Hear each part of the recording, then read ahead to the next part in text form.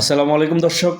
কালকে যে একটা লাইভ আলোড়ন সৃষ্টি করেছিল, আমিও সেটাই আলোড়ন সৃষ্টির একটা আংশিক হঠাৎ করে যখন দেখলাম সাংবাদিক ইলিয়াসের সাথে মেজর ঢালিমের একটা সাক্ষাৎকার চলে। আমি মনোযোগ দিয়ে অনেকক্ষণ শুনেছি, প্রায় ঘণ্টাখানিকের মতো।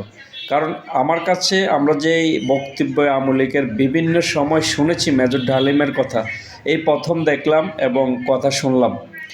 আর যেটা শুনলাম, আর যেটা আমরা আগে শুনেছি যে মেজর ঢালিমের বউকে অথবা নির্যাতন করেছে শেখ মুজিবুর রহমানের ছেলে, সেটা উনি ওরকমভাবে বলে নাই, ওদের নাম বলে নাই।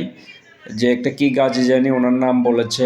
বিশেষ করে শেখ মুজিবুর রহমানের নামও সম্মানের সাথে নিয়েছেন, যদিও আমরা জানি উনি শেখ মুজিব পরিবার হত্যার সাথে জড়িত। যাই হোক, সেটা তদন্ত সাপেক্ষে।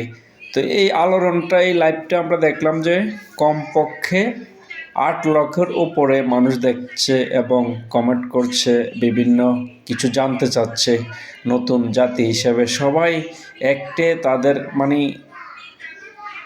আলোচনা একটে, শুধু ওনার মুখ থেকে কিছু শুনতে চাচ্ছে আসল ঘটনা কি।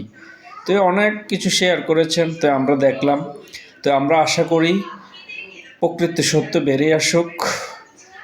আর বর্তমান বাংলাদেশের পরিস্থিতি তো আপনারা দেখতে পাচ্ছেন, আইনশৃঙ্খলা অবনতি, তার পাশাপাশি টুকিটাকি চিন্তায়, চাঁদাবাজ, রোডে গার্ডে দখল, এগুলো বেড়ে গেছে। আমরা চাই এগুলা মুক্ত একটা উন্নত দেশ। তো সবাই ভালো থাকবেন।